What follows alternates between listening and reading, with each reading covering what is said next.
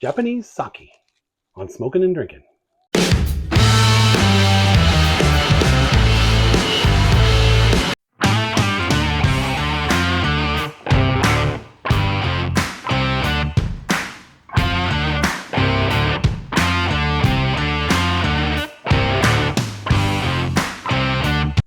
Hey, welcome back to Smokin' and Drinkin'. I'm Mike, and today we're going to continue our travels to the Far East. And we're going to be exploring Japanese sake, often referred to as Japanese rice wine. If you caught our video on Korean beef short ribs, you'll know that we paired that with this beautiful sake drink. So we're going to explore what sake is. Let's get started. So sake is often called Japanese rice wine, but it's actually brewed more like a beer. It's made from polished rice, water, yeast, and a special mold called koji. The koji breaks down the starches and converts them to sugars, and then the yeast converts the sugars to alcohol, much like a beer. So unlike the Korean soju, which is a distilled alcohol, sake is a fermented drink and usually has an alcohol ABV of 12 to 16%. Smooth, light, and food friendly. So how's it made? Sake starts with polished rice. The more polished it is, the finer quality the sake. The rice is then steamed, mixed with the koji, and fermented in a process called multiple parallel fermentation.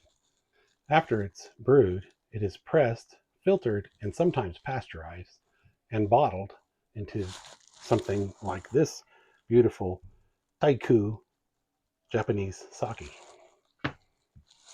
Sake has been a part of Japanese culture for over 1,000 years, having its roots in Shinto shrines and Buddhist temples.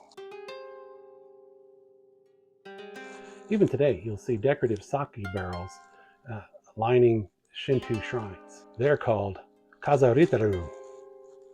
They're offered up for blessings and good fortune. In the samurai era, sake was also part of their culture. It was offered up for blessings and good fortune and to celebrate their successes and their victories. As part of Japanese culture, you never pour a drink for yourself. You always pour one for your guests, and you offer that up to them, and then they pour one for you. It's kind of a cool ritual. It's about hospitality and respect. So if you saw our other video with the smoked Korean beef short ribs, you'll be wondering, why aren't you having a Korean drink rather than a Japanese drink? Well, we're a fermentation channel and a smoking channel. We don't do distilled alcohol. The Koreans have something similar called soju, which is a distilled alcohol, much like vodka or schnapps, and it usually has a lot higher alcohol content, usually 20 to 25%. So it's also a delicious drink, but we're about fermentation, not about distillation. So we're doing Japanese sake. And of course, sake is drank all over the world, even in Korean cultures. So I think it's fitting. So how do you serve sake? You can serve it cold, hot, or room temperature, depending on your preference and what you're having it with. In the Korean beef short ribs video, we had it about 60 degrees, slightly chilled, and it paired real nicely. It brought out the flavor that kind of went along with the beef ribs. Today we're having it chilled. It's about 50 degrees, and let's go ahead and have a taste.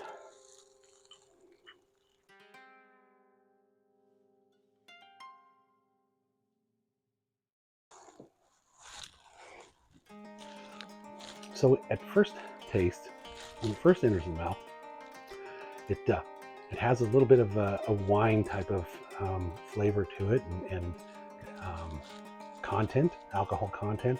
But then it kind of resembles a beer a little bit also. but it has a little, it's an interesting flavor. It's not really a fruity flavor. It's more of a grain type of flavor, much like a beer. But it is sweet. It goes nicely with a lot of different settings. Certainly with food, definitely with Asian cuisine. But it's a nice sipping drink just to have in the evening, much like now. We're out at the lake. It's dark outside, so we're inside, but it's just a nice sipping wine. I'm going to call it a wine. Kind of resembles a wine to me more than a beer, but let's have another taste.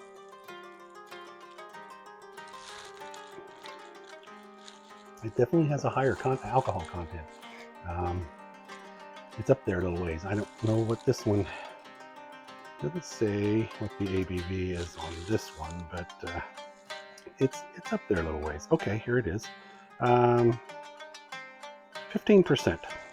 So not super high. We've had wines around 15%, even some a little bit higher, but this is definitely a delicious drink. It's not harsh at all. It's a fine sipping drink. This is one of the finer quality sakis. It's Taiku. It's a Junmai Premium. So I got that as a gift from one of my friends, and it was very, very nice gift. So this is something that I think I'll try and make.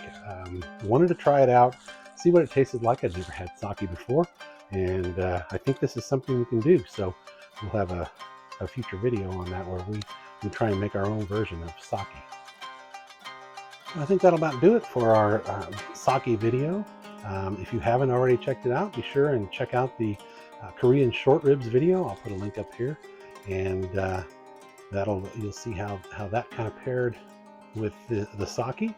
And as always, I want to thank you for tuning in to Smokin and Drinkin and watching our videos. And if you like what we're doing here, be sure and subscribe. It doesn't cost you anything, no commitment. It's easy to do. And if you like this video, give us a like. And if you want to be notified of our other videos that come out, we release videos every Sunday morning. Hit the notification bell, and you'll get a notification when we release new videos. So, as always, Kanpai.